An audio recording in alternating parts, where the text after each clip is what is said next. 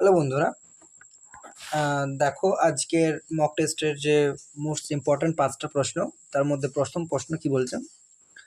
The ratio between the speed of the current to the speed of the boat in still water is 3:11. The downstream speed is what percent of the upstream speed? কিছু না, দেখো আমাদের এখানে দুটো speed দেওয়া আছে, একটা কারেন্টের স্পিড, একটা হচ্ছে বোট স্পিড রেশিও দেওয়া হয়েছে। তো আমরা জানি অ্যাকচুয়ালি আমরা কি জানি না, অ্যাকচুয়ালি আমরা জানি স্পিড অফ ডাউনস্ট্রিম কি হয় না, অ্যাকচুয়ালি স্পিড অফ ডাউনস্ট্রিম কি হয় না, অ্যাকচুয়ালি স্পিড অফ বোট। তাহলে আমরা বোট বলে লিখছি না, আচ্ছা স্পিড অফ বোট লিখে দিচ্ছি, ঠিক আছে। অ্যাকচুয়ালি কি স্পিড এটা ইকুয়ালস টু কী হয়, অ্যাকচুয়ালি স্পিড অফ বোট হয় স্পিড অফ বোট, ঠিক আছে, plus speed of speed of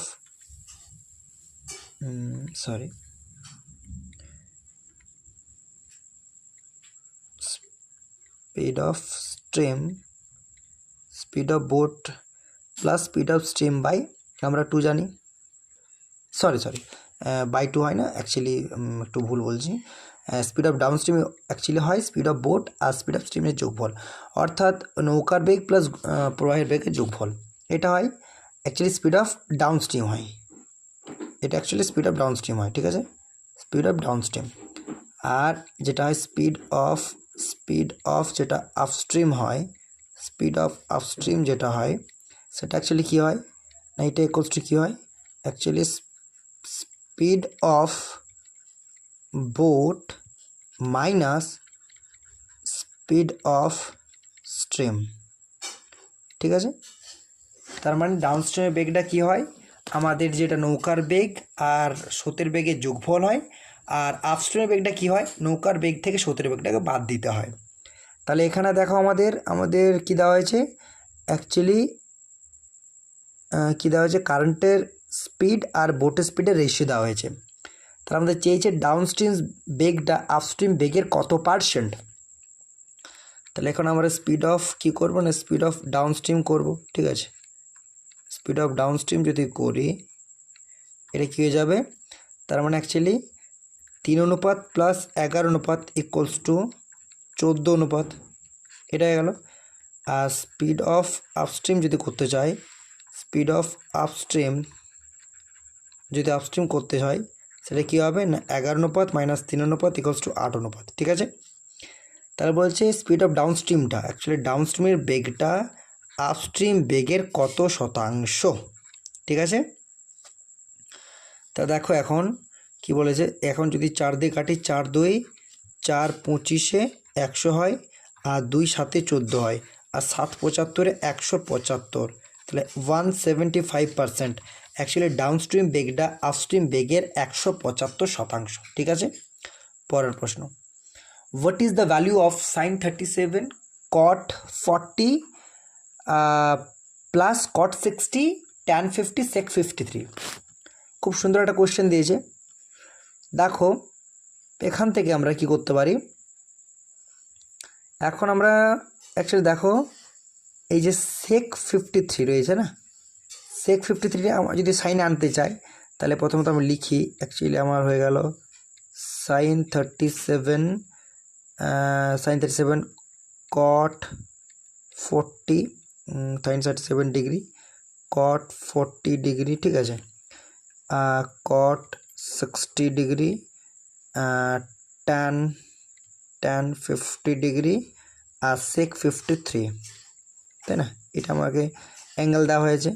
তাহলে দেখো এখন যদি আমরা পুরোটা রিরাইট করি, অ্যাকচুয়ালি পুরোটা করার পর দেখো এখন সাইন 37 কট 40 কট 60, তারপর হচ্ছে ট্যান 50, তারপর সেক 53টাকে আমরা কি লিখতে পারি, সেক 53টাকে কি লিখতে পারি আমরা, বা অ্যাকচুয়ালি সাইন 37টা অ্যাকচুয়ালি কস 53 লিখতে পারতাম, বা এটাকে যদি আমরা সেকটায় কসেক লেখা যেতে পারে। তাহলে এটাও দেখো সেক 53টাকে আমরা কসেক 37 লিখতে পারি, কারণ আমরা জানি যদি angle A plus B equals to 90 degree হয় তাহলে আমরা sec A equals to cosec B লিখতে পারি, তাই না?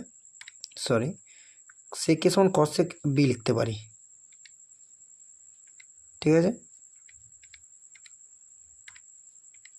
কসেক অ্যাকচুয়ালি বি লিখতে পারি, ঠিক আছে? সেক এ সমান কসেক বি লিখতে পারি, তার মানে সেক 53টাকে কসেক আমরা 37 লিখতে পারি, কারণ 53 প্লাস 37 90 হয়, তাহলে কসেক 37 লেখা হয়ে গেল, ঠিক আছে?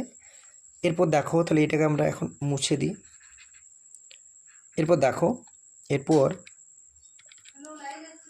কি হচ্ছে, এরপর দেখো সাইন 37 আর কসেক 37 ক্যান্সেল আউট হয়ে যাচ্ছে, তাহলে দেখো এটা হয়ে গেল কি না কট 40 কট 60, ঠিক আছে, আর ট্যান 50, ঠিক আছে? এরপর দেখো কি করতে পারি আমরা, এটাকে আবার দেখো এ প্লাস বি সমান যদি 90 হয় তাহলে ট্যান এ সমান কট বি জানি আমরা, মানে ট্যান 50কে আমরা কট 40 লিখতে পারি বা কট 40কে ট্যান 50 লিখতে পারি, মানে তোমরা অ্যান্সারটা এভাবেও লিখতে পারো, অর্থাৎ কট 40 অ্যাজ ইট ইজ রেখে দিলাম, কট 60 মানটা হচ্ছে 1/√3, ট্যান 50কে আমরা কট 40 লিখতে পারি, ঠিক আছে? তার মানে এটা হচ্ছে কট স্কোয়ার 40 ডিগ্রি ইন্টু 1/√3, এটাকে লিখতে পারি,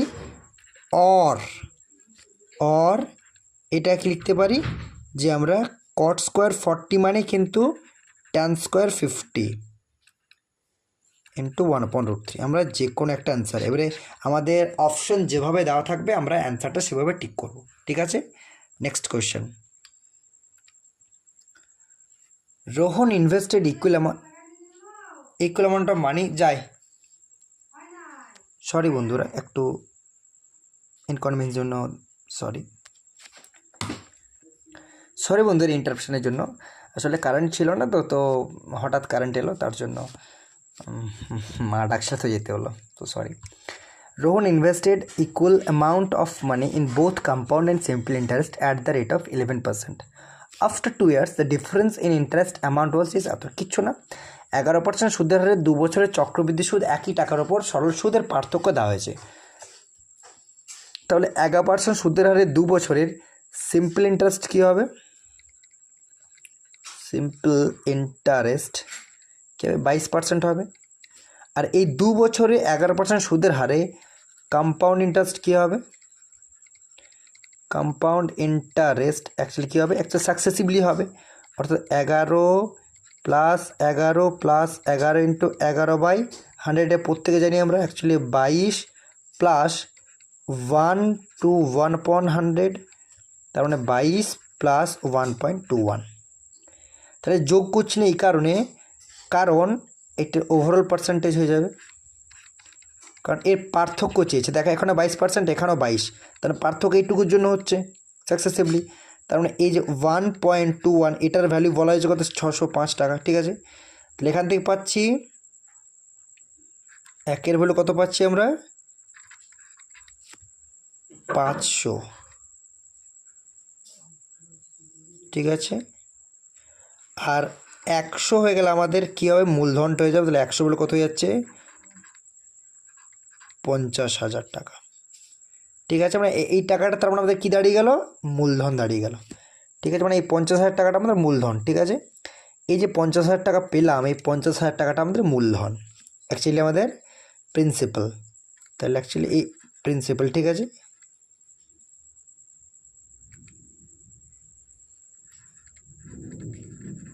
প্রিন্সিপাল হচ্ছে আমাদের কত?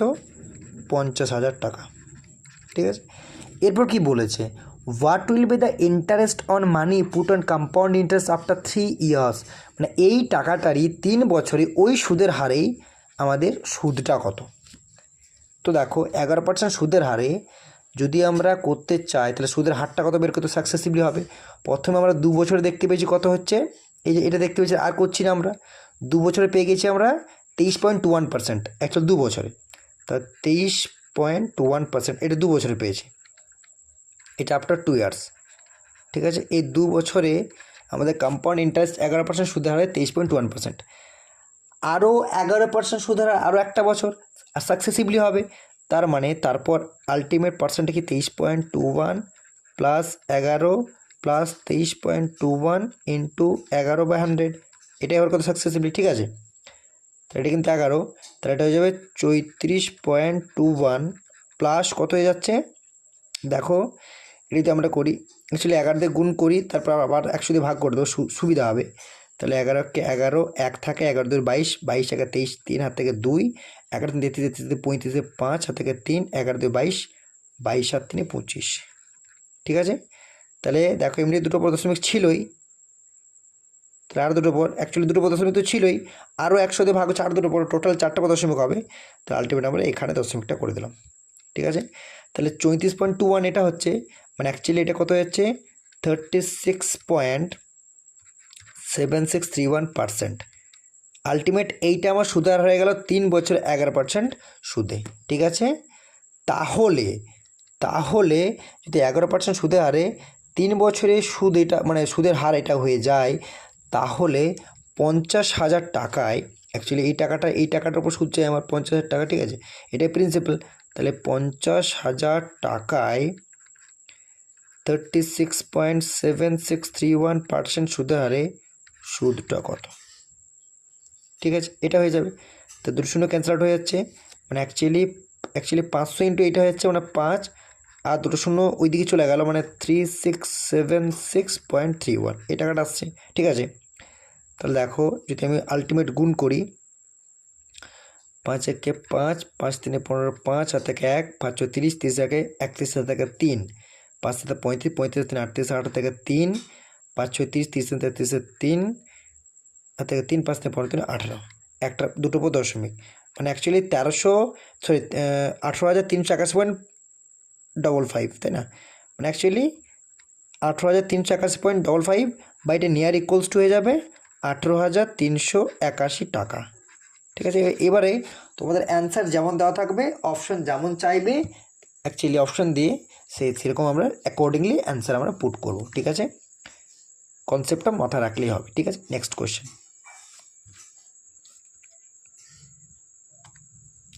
the average marks in physics class are 80 while the average marks in chemistry class are 90. The combined average of both classes 83. There are 30 chemistry students in total. কিচ্ছু না, আমরা allegation method পড়েছি এর আগে, অ্যালিগেশন মেথড নিয়ে আমি আলোচনা করেছি, ঠিক আছে, অ্যালিগেশন মেথড নিয়ে আলোচনা করেছি। অ্যালিগেশন মেথডটা কী হয়, অ্যালিগেশন মেথডটা অ্যাকচুয়ালি আমি এর আগেও মেনশন করেছি যে দুটো ভ্যালুর মধ্যেখানে একটা ভ্যালু থাকবে, তো সেটা দিয়েছে। ফিজিক্সের অ্যাভারেজ মার্কস 80 বলেছে, কেমিস্ট্রি 90 এবং এই দুটোর মাঝে 83 একটা বলে, তো অ্যালিগেশন ফলো করছে দেখো। এবং এই যে রেশিওটা পাবো এটা কিন্তু স্টুডেন্ট রেশিও পেয়ে যাবো আমরা। তাহলে actually physics P for physics আর সি ফর কেমিস্ট্রি দিলাম, তাহলে অ্যাকচুয়ালি 80 এটা হয়ে গেল 90, ওভারঅলটা বলেছে 83, এইদিকে আর এইদিকে রেশিও যাবে, মানে ডিফারেন্সটা এইদিকে হবে আর ডিফারেন্সটা এইদিকে হবে, এভাবেও করেছি। তাহলে অ্যাকচুয়ালি দেখো এটা ফিজিক্সের স্টুডেন্টের রেশিও, এটা হচ্ছে কেমিস্ট্রি স্টুডেন্টসের রেশিও হয়ে গেল, ঠিক আছে। তারপরে ফার্দার দিয়েছে যে 30 কেমিস্ট্রি স্টুডেন্টস, মানে 3-এর ভ্যালু 10, 7-এর ভ্যালু 70, মানে actually number of physics students কত হয়ে যাবে, actually physics students in number, physics students are in number, but physics students are 30 number actually are 70 basically, 30 तो नहीं 70 are 70 in number, physics students are 70 in number, ঠিক আছে, in number। Physics students actually physics students কত হলো 70, আর chemistry কত হয়ে গেল, chemistry তোমার বলাই ছিল কেমিস্ট্রি স্টুডেন্টস আর 30 in number, ঠিক আছে, in numbers, ঠিক আছে, হয়ে গেল।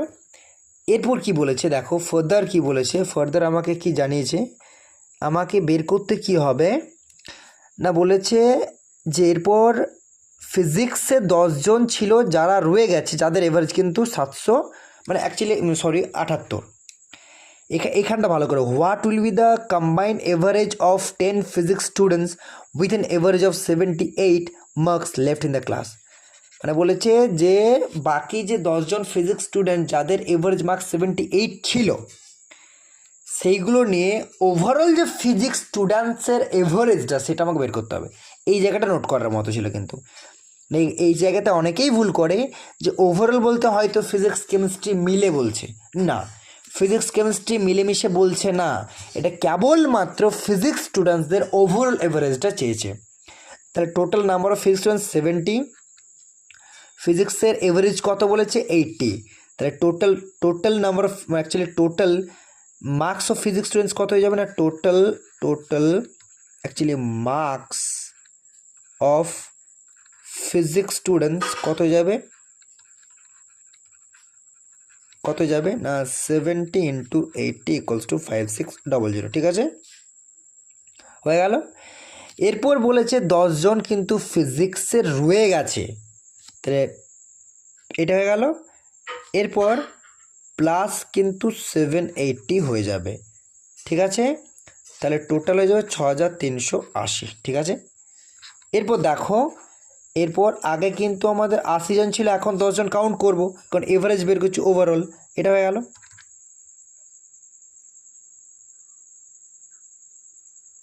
ঠিক আছে, দেখো ঠিক করলাম। The average marks of physics, হ্যাঁ 780, 6380, 90, অ্যাকচুয়ালি কিছু একটা ভুল হলো। What would be the combined average of 10 physics students with an average of 78 marks in the left in the class? হ্যাঁ, যদি ফিজিক্স স্টুডেন্ট হয় তা দেখো average marks of physics class কত ছিল, 80 ছিল, নাম্বার অফ স্টুডেন্টস কত ছিল 70, তাহলে অ্যাকচুয়ালি 70 80 5600, 780 জন টোটাল আর এলো, তো অ্যাকচুয়ালি ঠিক আছে 970, 963 হয়, অ্যাকচুয়ালি 0 যায়, দশমিক যায়, 8 হয়, 9 9 81, মানে অ্যাপ্রক্সিমেটলি 70.9 হবে, অ্যাপ্রক্সিমেটলি 9টা 72 হবে, 8 9টা 72, 70.88, এত অ্যাকচুয়ালি আমাদের এভারেজ হয়েছে এত 70.88, ঠিক আছে, এটা আমাদের রিকোয়ার্ড অ্যান্সার, ঠিক আছে। ঠিক আছে, এবার দেখবে অ্যান্সার কেমন দেওয়া থাকবে, কারণ এটাই বলেছে what would be the combined average of 10 physics students with an average of 78 marks left in the class, ঠিক আছে। Next question, a manufacturer sold a toy to a wholesaler after ensuring 40% profit. Actually manufacturer হোলসেলারকে বিক্রি করছে, তারপর একইভাবে চলে যাচ্ছে, wholesaler বিক্রি করছে রিটেলারকে, রিটেলার বিক্রি করছে আলটিমেট কাস্টমারকে, তারপর আমাদের চেয়েছে কি, প্রথমে করা যাক, তাহলে কী করলাম দেখো 40% ফ্র্যাকশন ভ্যালু কী হয়, হ্যাঁ 40% ফ্র্যাকশন ভ্যালু কী হয়, অ্যাকচুয়ালি 40% ফ্র্যাকশন ভ্যালু 2 এর 5 হয়, তাহলে আমাদের যদি প্রফিট হয় তার মানে 5-এ কিনে 7-এ বিক্রি করছে, এটাই প্রফিট, 2 এর 5 যদি হয় 40% ফ্র্যাকশন ভ্যালু, 40% ফ্র্যাকশন ভ্যালু কী হয়, অ্যাকচুয়ালি 2/5, এটা ফ্র্যাকশন ভ্যালু কিন্তু, তাহলে তার মানে আপ হচ্ছে মানে প্রফিট হচ্ছে 5-এ কিনে 7-এ বিক্রি করছে, মানে এটা সিপি, এটা এসপি।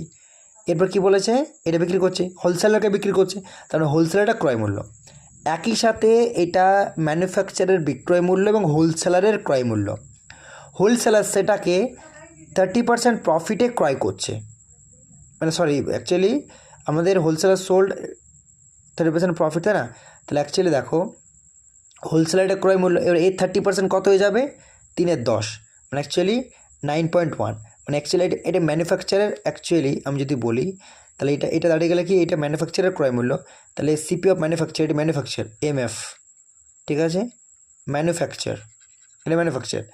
তারপর হোলসেলার যদি বলি আমরা, অ্যাকচুয়ালি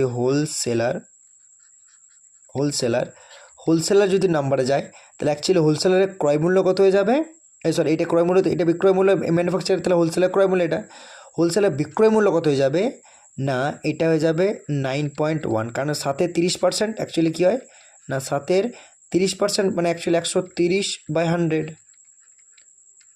তাহলে 91/10 মানে হচ্ছে 9.1। এটা কিন্তু এসপি, এটা হচ্ছে এসপি অফ হোলসেলার।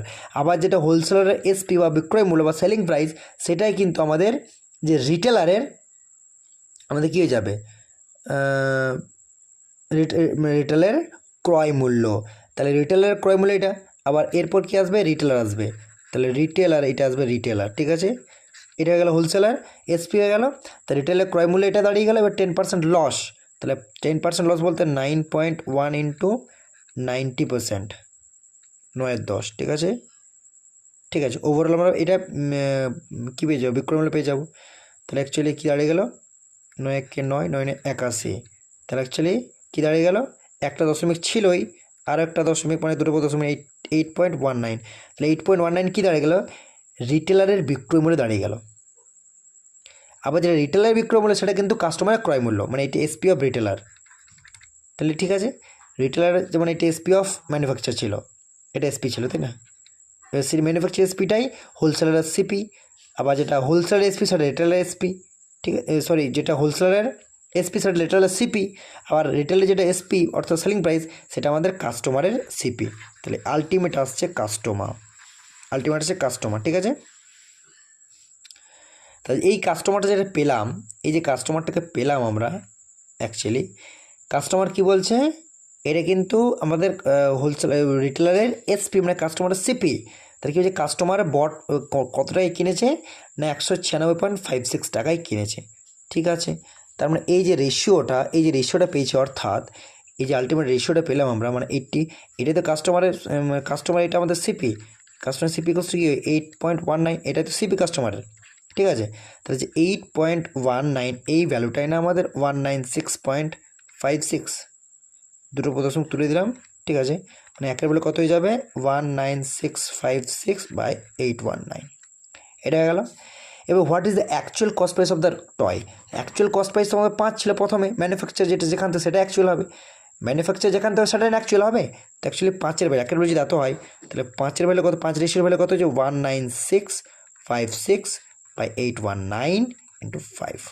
ক্যালকুলেশন যদি করি 2 হয় 1638, তাহলে এটা হয় 1638 যদি হয়, তাহলে আমাদের কত হয় 1638 19 মানে 300 অ্যাকচুয়ালি 27, তাহলে 327 তাহলে 4 দিয়ে যায় মানে 124 হয়ে যায়, ঠিক আছে। এটা 24 দ্বারা ক্যান্সেল আউট হচ্ছে, ঠিক আছে। তো 24 × 5 120, 24 × 5, তাহলে আলটিমেট কী হয়ে যাচ্ছে 24 × 5 এটা 120। তাহলে অ্যাকচুয়ালি আলটিমেট সিপি বা অ্যাকচুয়াল সিপি, আলটিমেট বলার থেকে ভালো actual CP of the toy is, তাহলে এটা অ্যাকচুয়াল সিপি হয়ে গেলো, ঠিক আছে। অ্যাকচুয়াল সিপি, ঠিক আছে, তাহলে এটা গেল actual CP of the toy is 120 rupees, ঠিক আছে। এটা আমাদের রেকর্ড আছে। আশা করছি বন্ধুরা তোমরা সেশন এনজয় করছো। প্লিজ সাবস্ক্রাইব করো, প্লিজ তাকে বেল আইকনটি প্রেস করো যাতে ভিডিও আপলোড সাথে সাথে নোটিফিকেশান পেয়ে যাও এবং সলিউশন করতে পারো। অবশ্যই ভালো লাগে থাকলে বন্ধুদের মাঝে শেয়ার করো, লাইক করো। Thank you.